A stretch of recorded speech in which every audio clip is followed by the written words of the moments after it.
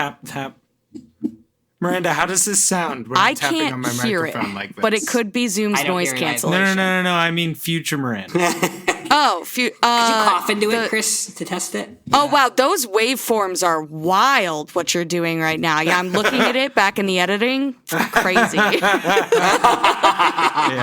All right. In 1996, Scholastic began publishing Animorphs. Over the next 6 years, Catherine Applegate and her husband, Michael Grant, under the pseudonym K.A. Applegate, produced 54 main series books, several spin-offs, and inspired a TV series, graphic novels, and a cult following. We can't tell you where we live. We can't even tell you our last names. But we can tell you our thoughts and feelings on this series, book by book. I'm Miranda. I'm Eddie. And I'm Chris. And we are... The Anidorks.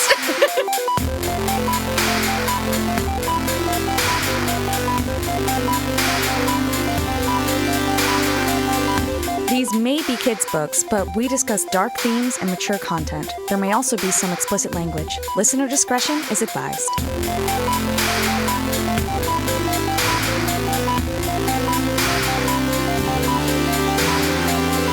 Did we expect the Animorphs to eventually morph into dinosaurs? Was that something that either of you thought about over the... I unfortunately that's a really good knew. question. I think I knew that it was going to... I had seen merch or things of this book. You're right. The cover artist showed us a picture.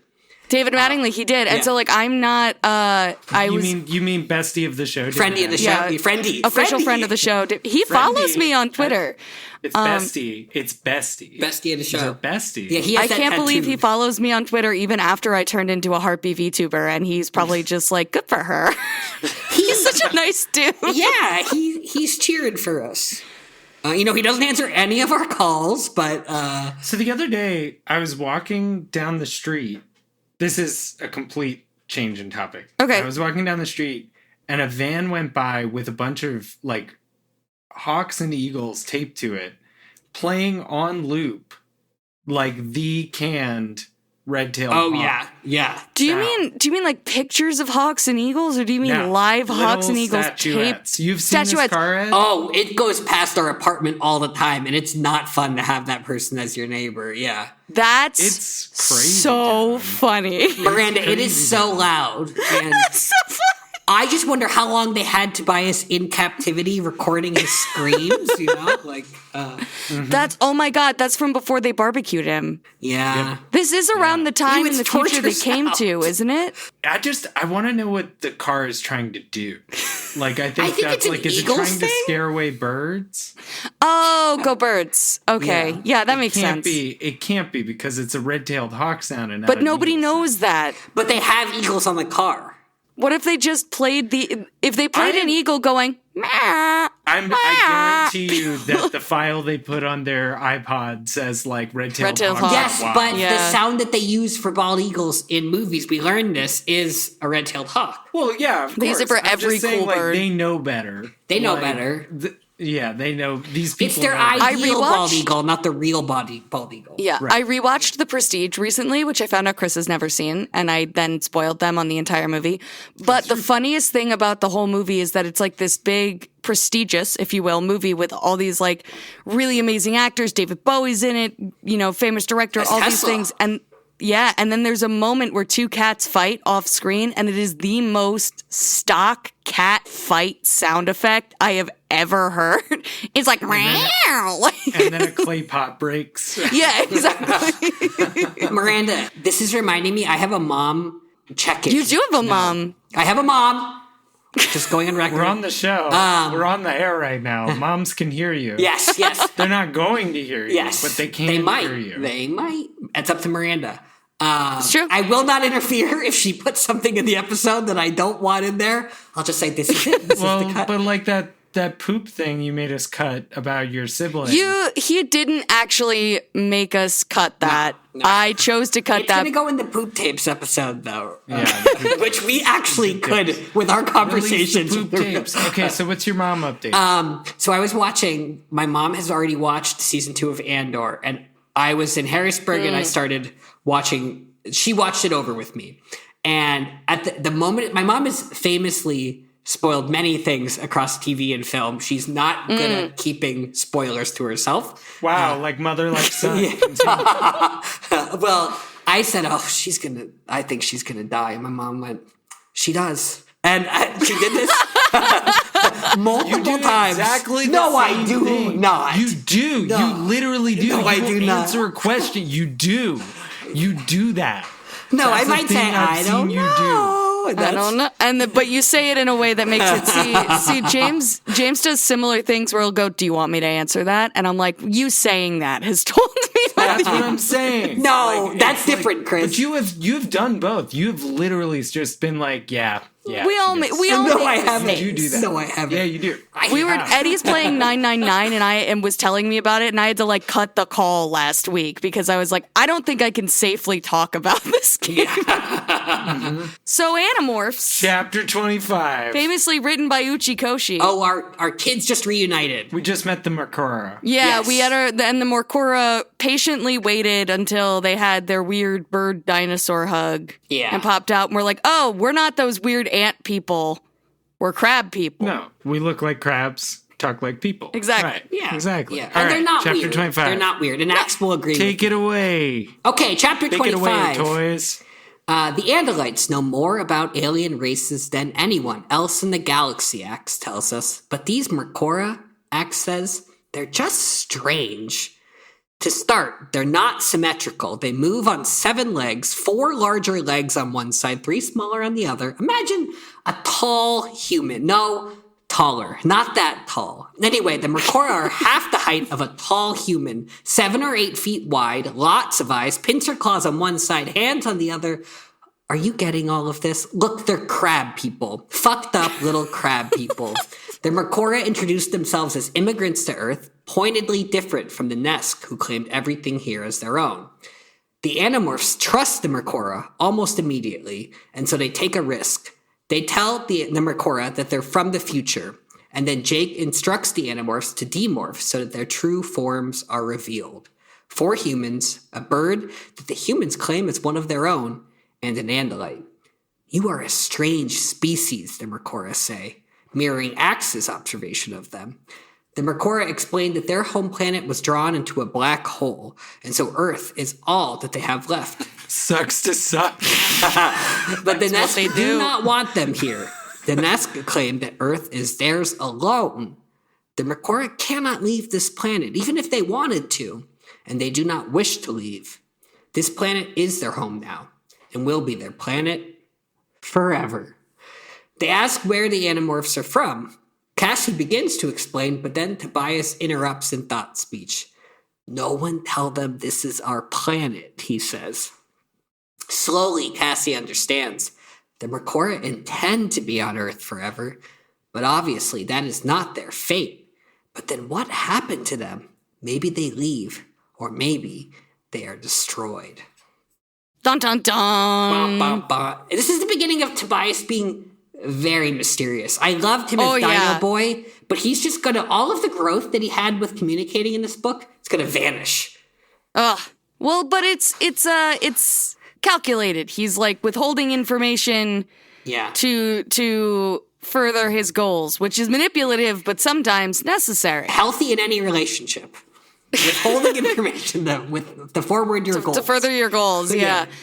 We get a drop of the Corla as a name of known species to Andalites. Yeah, We've never heard of the Corla. I need to know about the Axe is Corla. flexing his.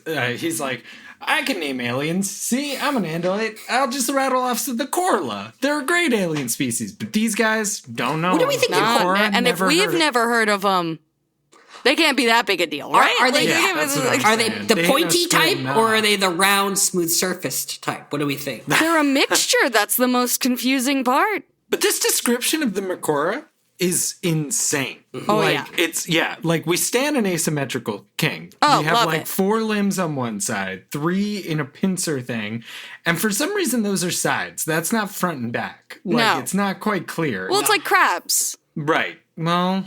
No, crabs but- don't really have front legs and back legs. They have sides.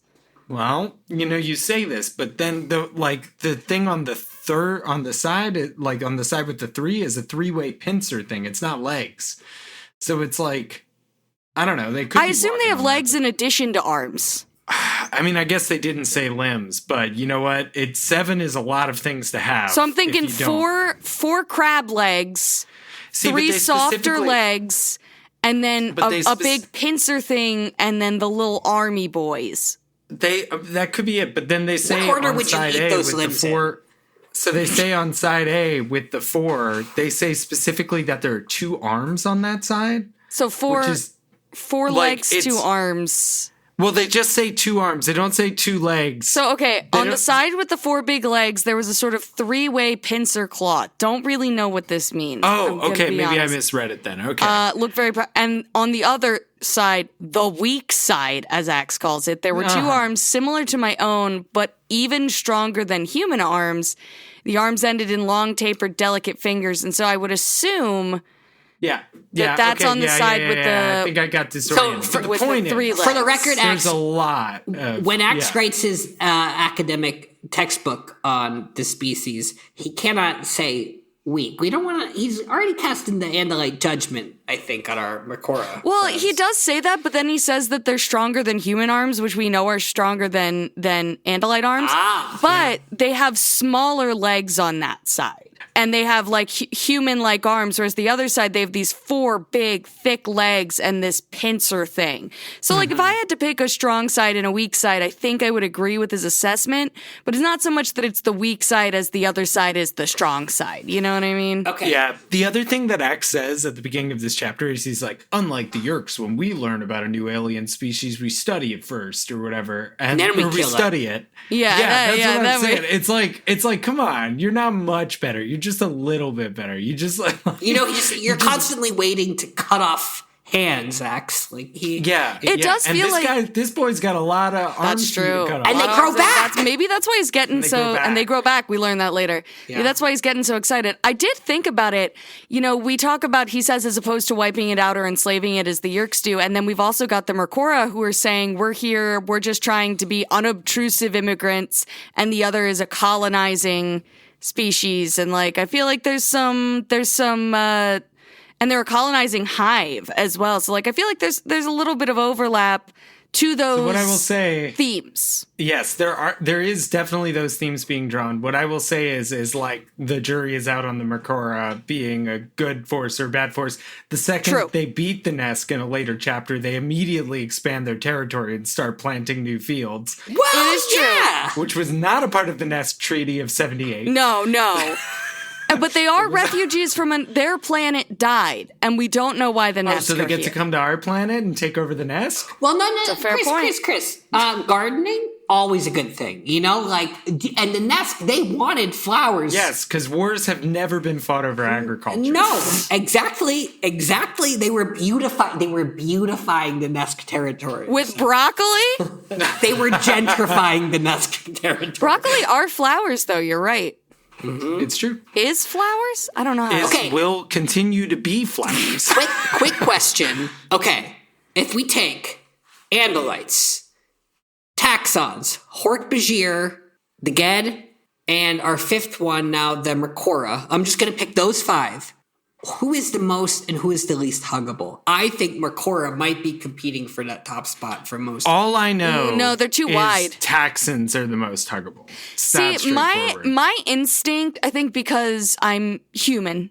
Sometimes a harpy, but have this humanoid form. Yes, with arms that hug like human arms. Geds being ape-like initially give me this thought that they would hug in a way I'm familiar with. You know what I mean? Yeah, Taxxons, but once you Taxxon hug for the first time, all those little all those little their tentacles. arms are so widely placed, though I don't know how well they'd hug back. They'd definitely be good to hug. I don't know that they're good huggers. Yeah. And Chris, you know how I've gone on about hugging Taxxons in the past, so I don't want you to misunderstand me when I bring up, I'm considering the mouth a bit more. And we know they have that gaping opera. It's like they're singing, but they're not singing, you know? Straight up, right. It's more like, I'm wondering if it's like a hissing, gurgling kind of sound, and if that was on my shoulder... What does that have to do with hugging? Well, I don't know. It's a sound that might affect my hugging experience. Oh, if the mouth was next to your ear during the hug, it might be... Yeah. They It might be a don't little sound upsetting. like that. You just think they sound like that. I'm considering. That's what you want them to sound The like. I don't want Mercora them are to sound like definitely, I'm to considering me, that the Mercora sound like that. they they thought speak, so we don't know what kind of noises they make. Well, My but only they thought speak, but they probably make noises all the time. It's then. true. It's not in the It text. doesn't I'm just get in the saying way of their it's speech. not in the text. I think Mercora give really good Christian side It's not in the text hugs. for the Taxxons. Okay. But given that they're 7 to 8 feet wide, I think As wide as a wide human. giving a front to front hug to a Mercora would be very difficult. What about that big? Don't they have a big claw? Am I forgetting? They have. do. That's so it's the like three-way they could pincer on maybe their they one side could of hug the forehead. you, but see, it's the opposite problem of the Taxxon, where they could hug you, but you couldn't quite hug Yeah. them. Yeah. Mm-hmm. What about an Andalite hug? They have those weak arms, those pathetic arms. If you wanted to talk about hugging so much, you should have given this chapter more than 10 minutes. Okay. Let's continue. Okay. We'll come back to this. Put a pin in hugging. Yeah. All right. Here we go. We're all reading this one together, guys. All at the same time. It's a long boy. Chapter 26. The Mercora set the Animorphs up in a cozy little house, and immediately Marco fantasizes about eating their new crab-like friends with some butter. That's really fucked up. A whole day has passed. Things are pretty good here. The kids are supplied with meals and comfy force field chairs. Tobias is healed. The Mercora are healers. Did we mention that? Speed healers? The gang is all fed? Like pigs to the slaughter? Sure. Things aren't perfect. The Animorphs are not back in their own time, and Marco is a little fussed that the Mercora only eat vegetables. Do y'all know broccoli isn't from Earth? By the way, the Mercora brought it here. But this is the first time Marco and co have been able to relax since they traveled through the Sario Rip. And Popcorn Burb. Yeah. Speaking of the Sario Rip, Axe returns from chatting with the Mercora. The Mercora find it easier to speak with Axe because they share thought speech. In order to repair the rip, Axe explains, they'll need an explosion of great power and maybe a needle and thread. Like volcano power, Marco asks? Because we've got volcanoes, or as I like to call them, canos, for days. No, my love, Axe says. My short king, my guy. The canos are mere set dressing, not plot relevant. You understand. Rachel says, fuck it, we'll just blow ourselves up then. Out in the countryside, of course. Far away from the Cassie crabs. Rachel, Cassie says, if you nuke yourself in the countryside, you won't hurt the Mercora, but you'll kill a fuck ton of dinosaurs. Plus, Jake adds, the nest control the countryside. Marco eats a carrot. He's weirdly okay with staying here. I mean, he'd like to go back and rot on the couch with Pawpaw, but if it's not possible, it's not possible. He's not going to fight it. Popcorn Eddie? Here's the thing, Axe says. The Mercora don't have explosive weapons, but the Nest do. They house explosive weapons at a very well-defended base 20 miles from here. Axe explains that the Nest cannot break through the Mercora force fields, and the Mercora don't have the weapons to take on the Nest base, so they're at a standstill. The Nest are scavengers, Axe continues. Their ships, their weapons are all modeled on those of the races they've conquered. They even mimic the bodies and shapes of the races they conquer in order to use their tools. They believe this planet and its dinosaurs belong to them. Yes, but they only feel threatened by other sentient, intelligent species, like the Mercora. Send Marco to talk to the Nest, Rachel suggests. They won't mind him. But Big Brain Marco actually has an idea. Clearly, the Nest are not threatened by dinosaurs.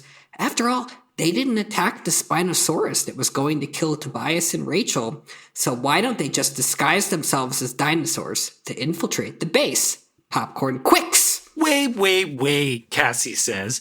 Why are we attacking the Nest? Why are we taking sides in someone else's war? We are 65 million years in the past. We are not supposed to be here today. Like Arnold from Magic School Bus. Anything we do could change history in a terrible way. Too late, Tobias says. See that rat I just ate? That could have been the rat that will pass on the genetic material that someday grows a smarter rat. And 50 million years... Wow, I feel so dumb reading this aloud. 50 million years from now, maybe that's the DNA, that's stuff that's needed to push the earliest primate over the top. I may have wiped out the human race, and it wasn't even that good a rat, guys. He says that in the book. There is it's all stringy and stuff. Not good. There is one other consideration, Axe says. we're here, which means that we were here 65 million years in Earth's past. In other words, maybe our presence here is vital to the future. Maybe we did something that caused the future to happen the way it happened. Everyone looks to Jake to decide. So, if I suggest we attack the nest, maybe that wipes out the future? And if I suggest not to attack the nest, that could also wipe out the future? Excellent. Perfect. All is going according to plan. As long as it's all nice and clear, he actually says. This decision may not be clear, Tobias said quietly, but another decision may be so obvious we can't ignore it. Like whether or not we should wear those pump-up Jordan shoes that fill up with air. I don't know if they were Jordans. They're probably pre that. What's going on with this Hook? He feels like he's got something going on. I feel he's got to bug up his ass. He's got to bug up his hawk. I just have a sense he wants to blow up the Earth. I don't know what's really giving me that sense, but I will say it is nice to have the antics of book 14 justified. With the horse race, like we did a dry run of this. So now it's like, oh, remember that time we all morphed horses to go unnoticed? This is just like that time. We have experience, you know? Mm-hmm. It validates it post hoc. Someone called that experience expedient. Yeah. So can we really give, I mean, we'd have to go back and see who came up with this plan before we can give Marco. This plan is unbelievable. This is back to truck ship levels of stupid. It's not great. They're like, we're just going to go in and steal a bomb. That we think they have. But then what? Like, we know explosion got us here, so then we blow ourselves up. Like, there's a reality where this is just the end of the Animorphs, where they blow themselves up that's and every they book, comedically just die. No, but this more than others, it's like soon we will be reading a book wherein they're like, all right, everybody, take your cyanide capsules so we can save the day. And I'm just going to have to call bullshit. No, wait. All right, guys, we're getting a little silly. You're saying this, but clearly Axe has a plan, right? Like, Axe knows, it's not like they're just going to blow themselves up. Axe knows how to use the nuke to return them to their time. Of course. So it's not like that would be contradicted in a future chapter. Axe clearly understands what's happening. Yeah, he just hasn't told us yet, which is what I like to keep around as friends who have plans. I hate you so much right now. Like, this kayfabe is killing me. Like, I thought we came here to talk about the books, not make a weird radio version of the book. All right, fine. Where we play dumb the thing I will say, in addition on this chapter, is that Marco wants to change the future to wipe out Hansen, and I think... Yes, that was Eddie's first concert. What would your first concert be if Hansen... Bizarre that you know that, just on a quick recall. You weren't there!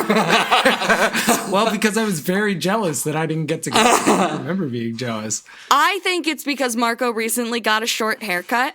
Wow. And Hansen is popularizing long hair again. And so he's like, it's gotta go. It's gotta go. Yeah. Also, is he a little bit confused? Like, does he want to be them? Does he have a crush on them? Like, I feel, yeah. They're also all blonde, which is like... Not Marco. When he's eating the carrot, there's sort of this like oral fixation thing going on there. No, I'm just kidding. I thought you were going to go with a what's up, doc kind of thing. So he thinks about making a joke like that and then thinks better of it, which I think is really just a funny detail in the book. Okay, I'm not saying It's Always Sunny is a good show, but there's an episode where they all go to therapy. And it's actually a pretty good show. I haven't watched much of it, but I know there's one. Oh, it's like Mac. Is it Mac? It's like he picks the pen up. He's like, "Why'd you put the pen on the table? You knew I was going to put it in my mouth." And she's like, "That's just my pen."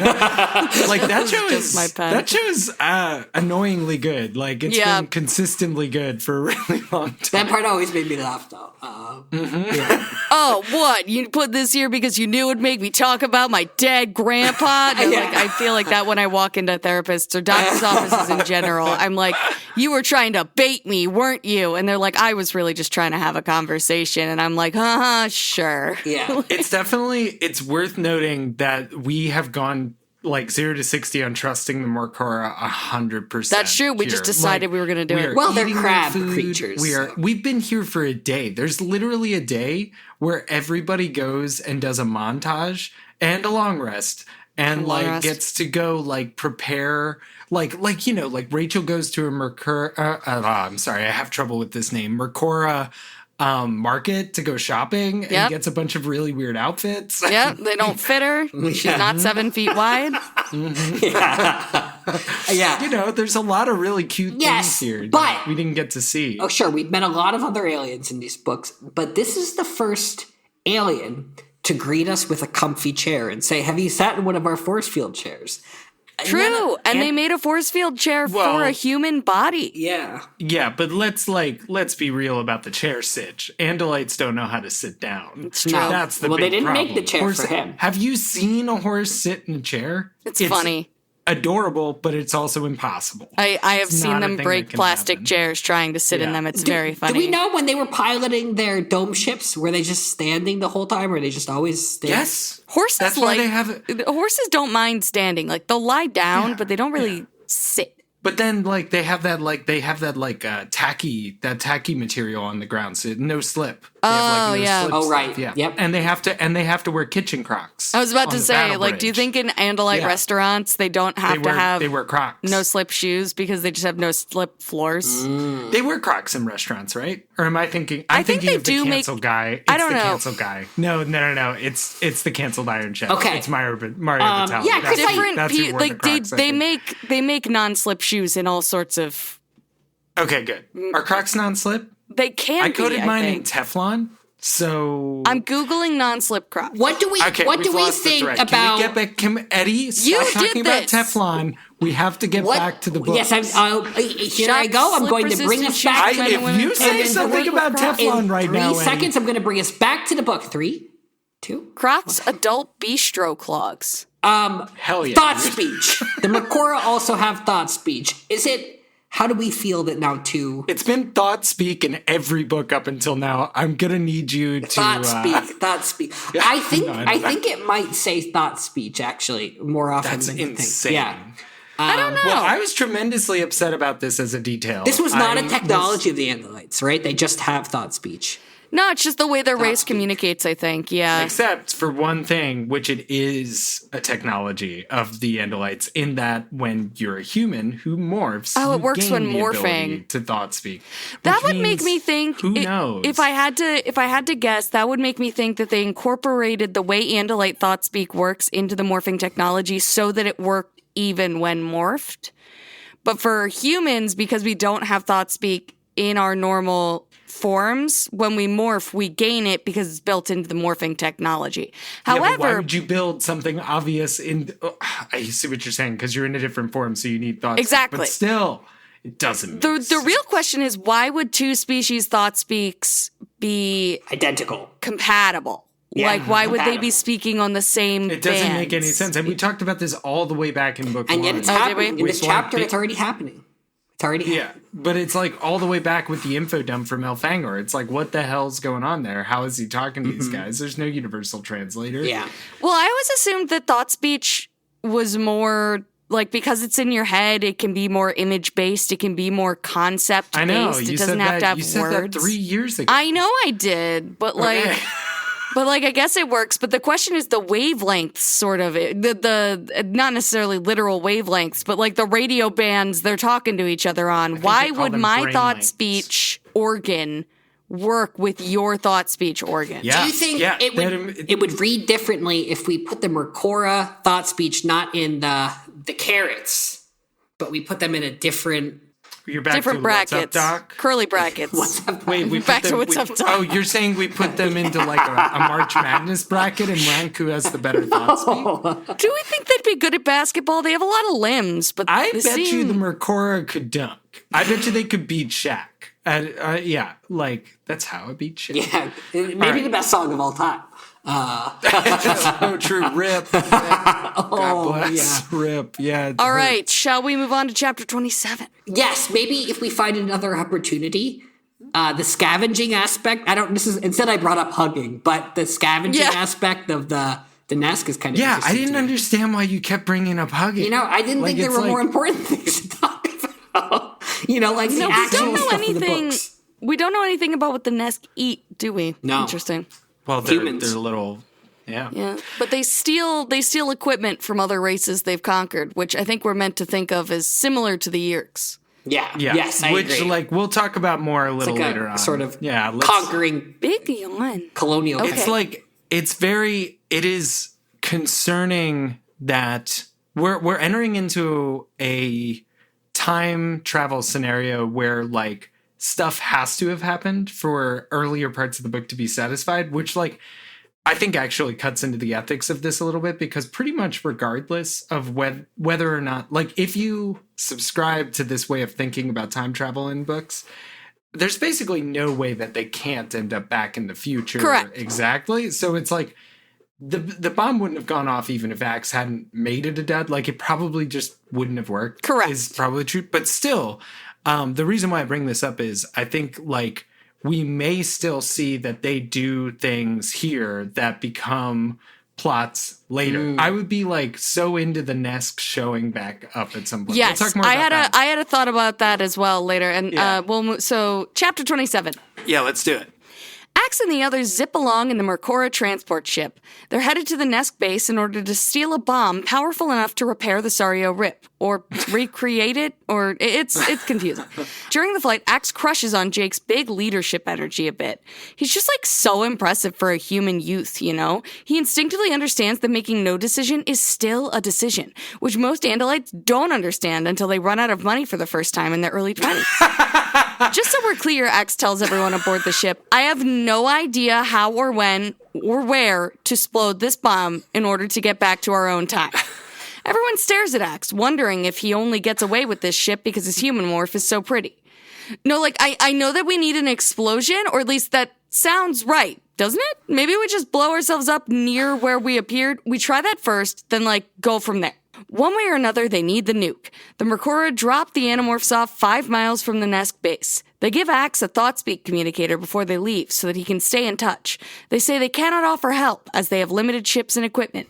But then why supply the communicator? Axe doesn't understand.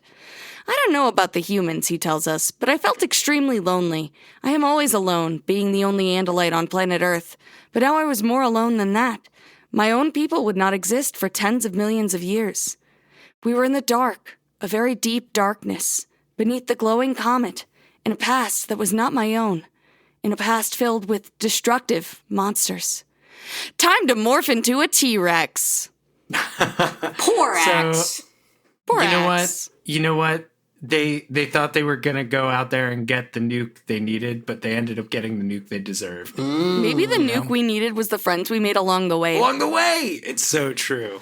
Marco gets a good line that is, you do shootouts at high noon, you stretch in the 7th inning, you attack at dawn. And he's so right, and they don't tell him often enough. They really need to tell him more. He's really right, and they should tell him that more often. Although in this, I would say maybe attack in the middle of the night? Yeah. Like maybe, yeah, I don't know. Yeah, but Axe asks why, and he's like, that's just when you attack. I don't know. He's totally right about that. I think given that they're ants, we can assume some things based on how similar they smell to ants, that they probably work based on smell, so lack of light may not actually surprise them at all. They may not really have eyesight at all. Yeah, that's a good point.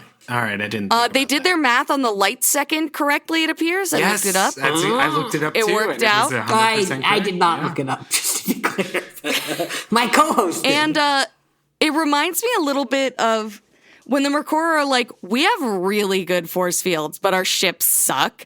It reminds me of like research trees in like 4X games, or like even like Age of Empires, where it's like what you study, and it's like, listen, my religion is off the charts. However, my cavalry is like, it's just like one guy on a horse. Like that's what we got. You We get don't kind have of the tech for lopsided anything with your else. development. Yeah. Yeah. And so, and I just, that amused me, the idea that like, because I guess it has happened in history, but like we usually see people like develop in stages, but they developed really advanced in one side and like really not in the other. But you know, we don't know what was important on their planet. They didn't think they were ever going to have to leave their planet. Now, I have a question. So the Mercora, we're to understand that the first time, unlike the Nesk, who they ran into prior to meeting the Mercora only encountered them when they landed on that force field after they fell off the cliff. Is that right? That seems to be the case. They weren't monitoring them in the way that the Nesk were. But it is possible that, Chris,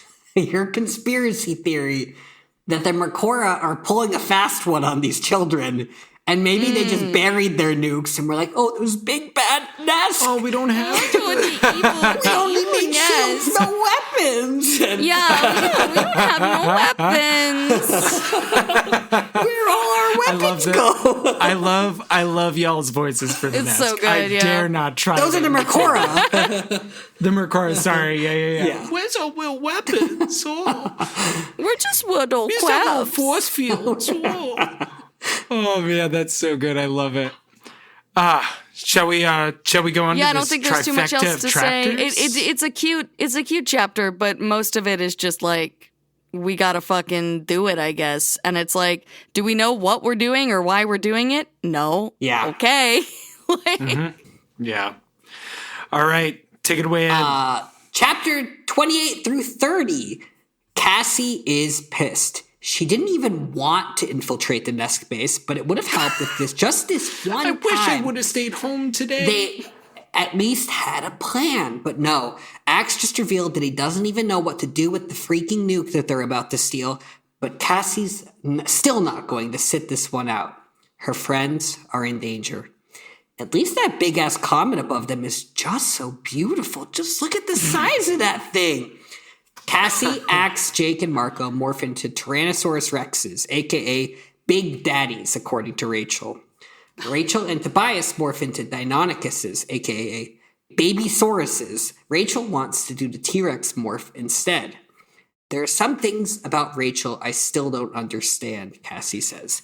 And things about me that must mystify her, I guess. Rachel loves the big predator morphs. I don't. I never want to hurt anyone or anything. Not even when I have to. Not even when there's no choice. Cassie likes the way that the Mercora do things, she says. They protect themselves without having to be so violent.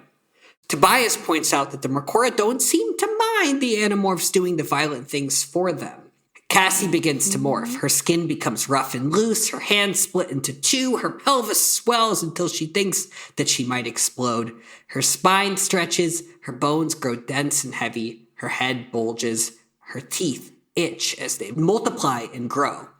Cassie has become king of the dinosaurs. Popcorn Quicks! The problem is, Marco has also become king of the dinosaurs, and so have Jake and Axe. Suddenly, T-Rex Marco is surrounded by enemy kings. He, Cassie, Jake, and Axe all feel that the others are in their territory. They roar, swish their tails around in their cocktails in displays of aggression, stamp their feet, stomp their stamps. It won't be long until they're fighting. Tobias and Rachel, in their Deinonychuses morphs, try to alert their friends that they have lost control of their morphs, but instead the four T-Rexes just start chasing them. Marco is confused by the thought speech he hears. He just wants to eat his prey, not listen to a complaint. Rewriting history, I see. Eddie just changed some stuff in the notes while I was reading it. In their pursuit of Rachel and Tobias, however, Marco and the other Rexes run into a herd of Triceratops. Marco finally regains control of his morph, just as one of the other T-Rexes attacks the Triceratops. That motivates a different Triceratops to attack Marco, defending itself, but Marco is in control of his morph now. He doesn't want to fight. A scuffle ensues. Eventually, another T-Rex steps in, thank God, attacks the Triceratops bothering Marco, only it's clearly not intervening to protect Marco. This other T-Rex lifts the Triceratops up, oh my God, it's a whole thing, off the ground, shakes it until it stops squirming. It was all the violence of nature, Marco narrates. All the ruthlessness of survival of the fittest, all the power of muscle and bone and claw and tooth, all the ageless, never-ending lust for conquest wrapped into one awesome roar. Oh, did I mention that the T-Rex just roared? Marco asks if that T-Rex that came and rescued him is Jake, but it's not Jake, because Jake says, it's not me. This leaves Marco to wonder the perennial question, which is if it's not Jake, and Marco is Marco and Jake is Jake. Oh my God. Who is it? Popcorn Miranda. Jake knows. Ooh, call on Jake. Jake narrates. Jake. Cassie stood roaring over the falling Triceratops. She was the only one still caught up in the Tyrannosaurus's mind. It scared me. It scared me for her. She hadn't wanted to do this morph, and now it had seized control of her. Gentle Cassie was trapped in the mind of a killer. T-Rex Cassie begins to devour the Triceratops in front of her. Jake tries to step towards her, but Cassie responds in thought speak. Stay away, she cries. It's mine.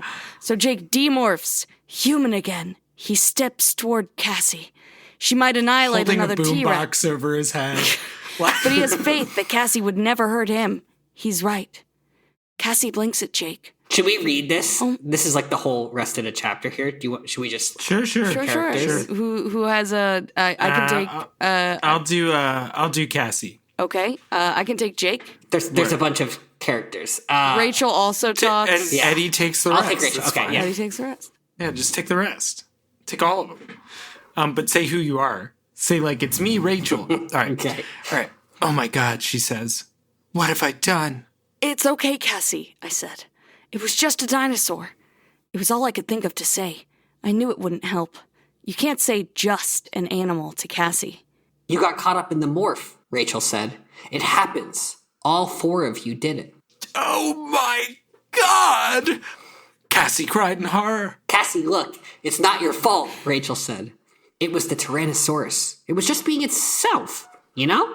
I told you guys I didn't want to do this morph, Cassie yelled. She began demorphing. But at the same time, I was returning to the Tyrannosaurus morph. There you go. Cassie, you have to stay in morph, I said. We have a mission. No, I don't have to be this killer. Yes, you do, because we need to go kick some butt on these space ants, all right, Marco said. Cassie, come on, Rachel said. We need you. I destroyed a living creature.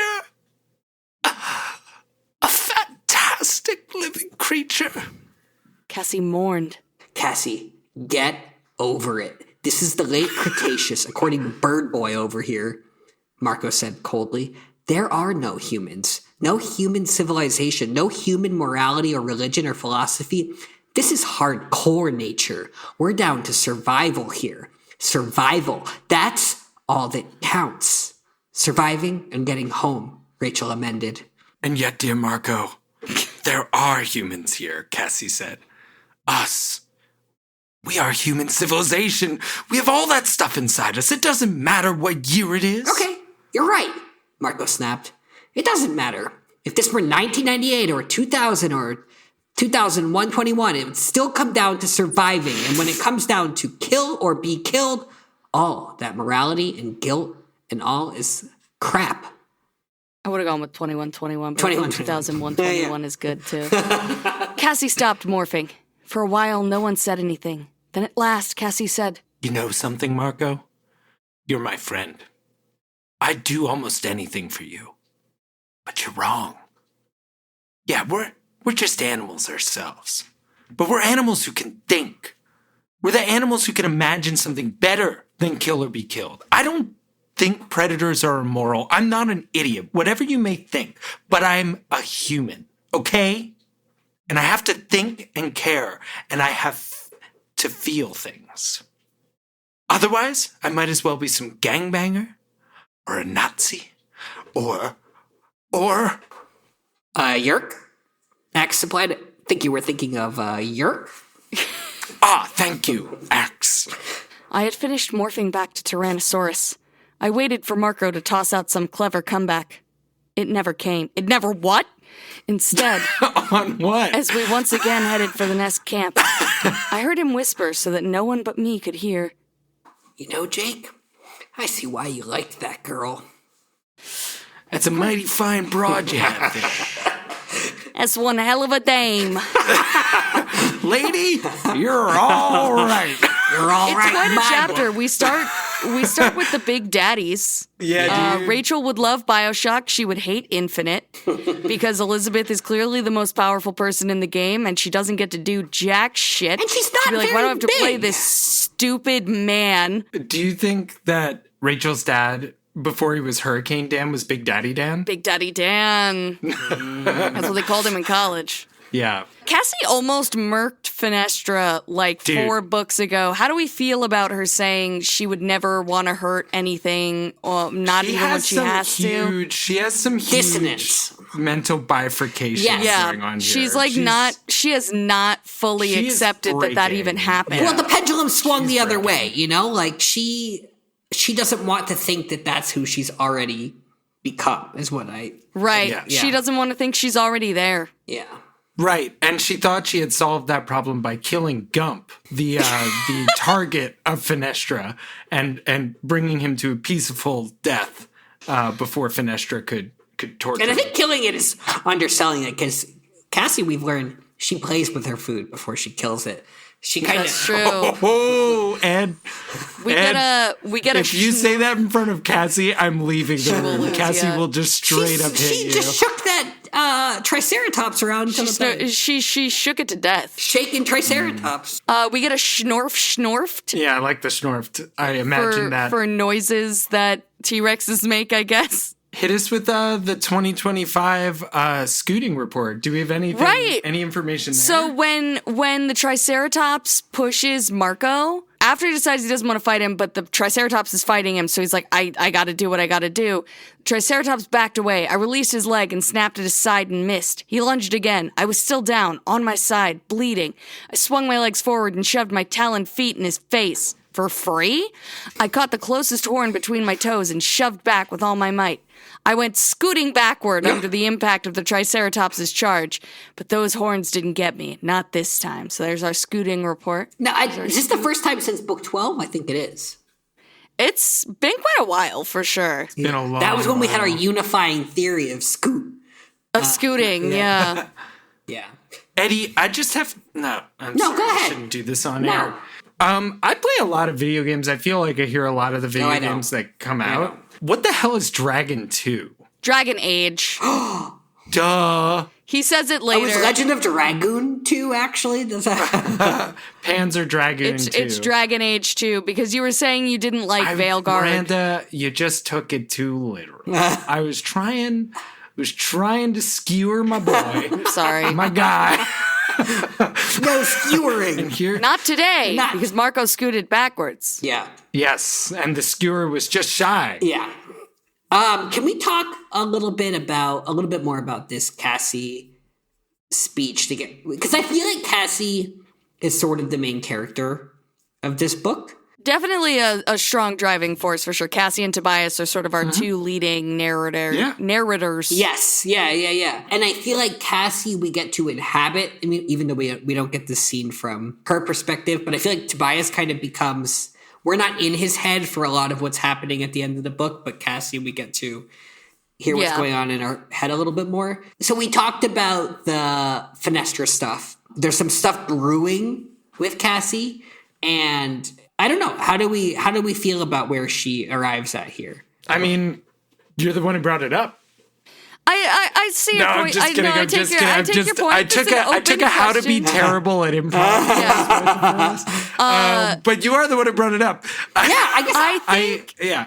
No, go ahead. No, Miranda. go Yeah. ahead. Why don't you first, go go first? first. Yeah. I like that we're seeing one. I like that Cassie's come to this place where clearly they're thinking through some things with her character, and she's thinking through some things about violence and what's being asked of her as this like child soldier. Yeah. And she doesn't directly bring it back to what happened with Fenestra. I don't know if she won't allow herself to go there, but Well, that hasn't happened for a long time yet, Eddie. That's 65 million years in the future. That's true. But I like that she, because I don't know that the book is positioning as her as correct here. I think the book thinks that nonviolence and what the Chi are doing and what the Mercora are doing is something, I don't know what the word is, honorable, or something that it may be foolish, but it's also something that's worthy. I think it's worthy of consideration. And I think It's admirable but ineffective. Yes, Seems to be the.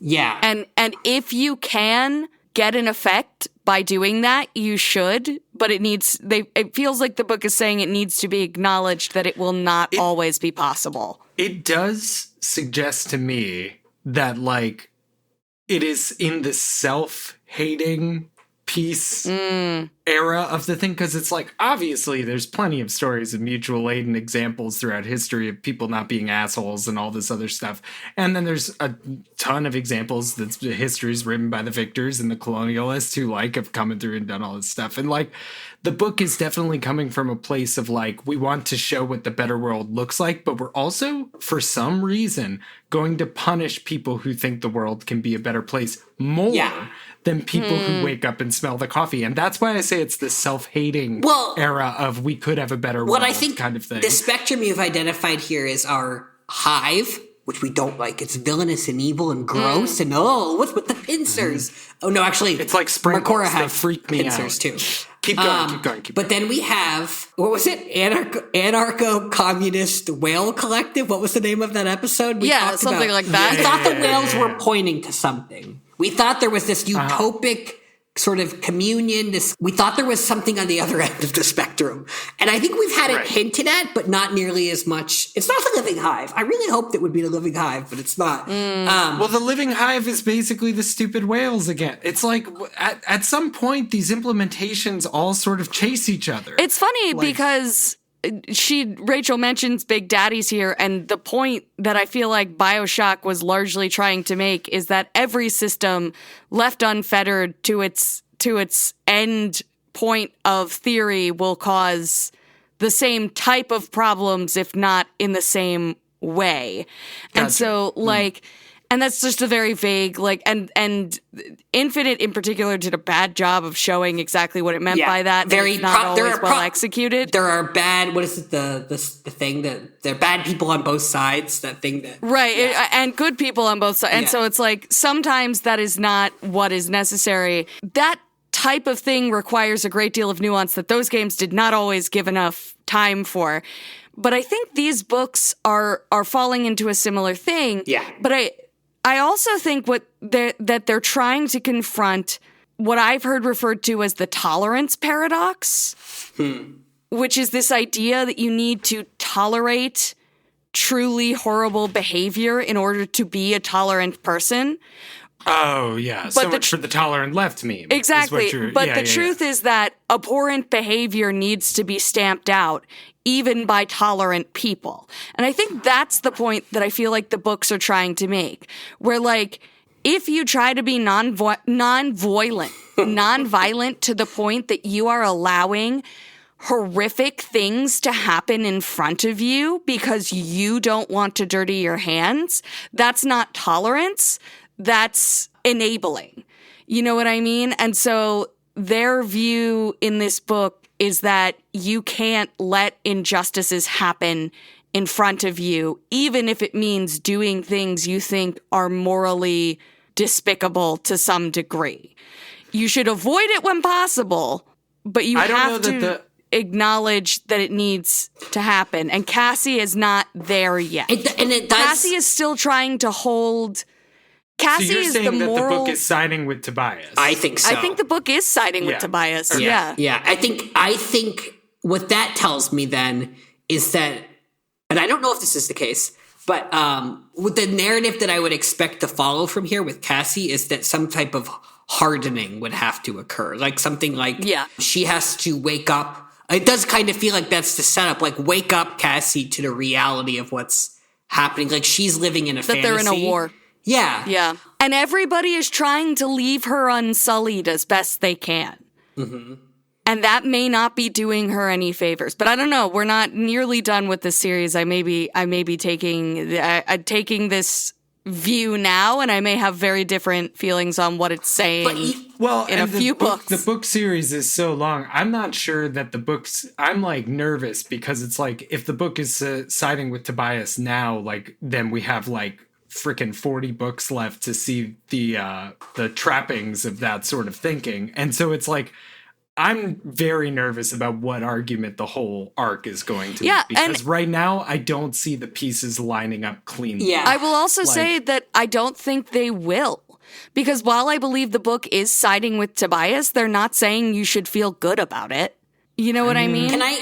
They did give. Why did they give him sunglasses then for the whole back half? So and he was smoking a cigarette as he flew around. No. I actually think, Miranda, I think beyond that, we are not allowed, and I think this is a little bit of a disservice to Tobias's character, but this is not the first time that we're kind of shut out from Tobias's perspective. He's allowed to know things that we as the readers don't know. So I don't know actually if...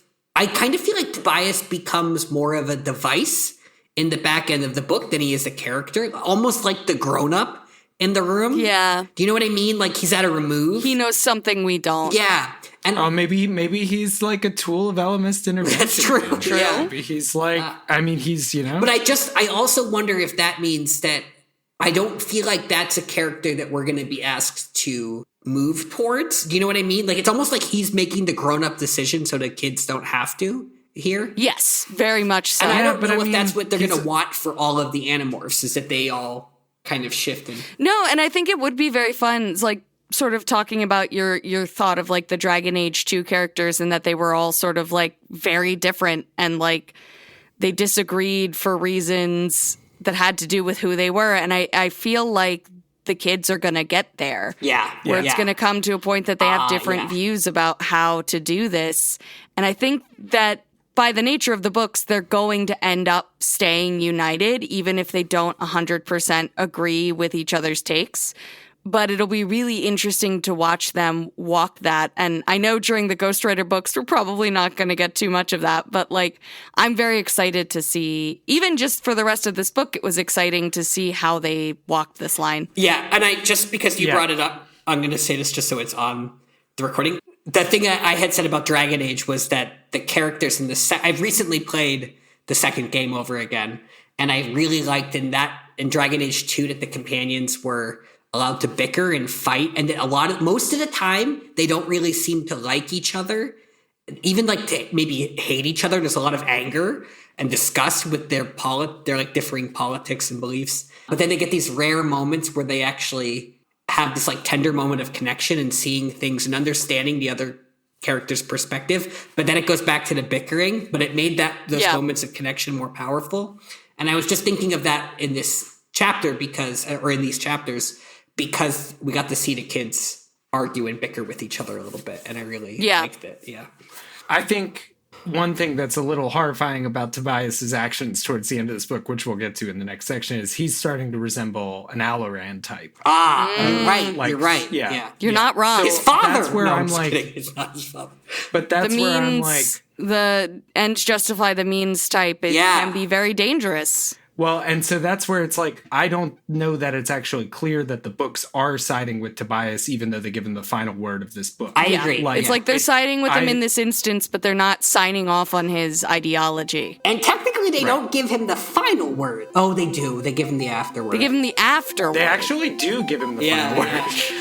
They give him the word after the final word. Boop, boop, boop, boop, boop, boop, boop, boop, boop, boop.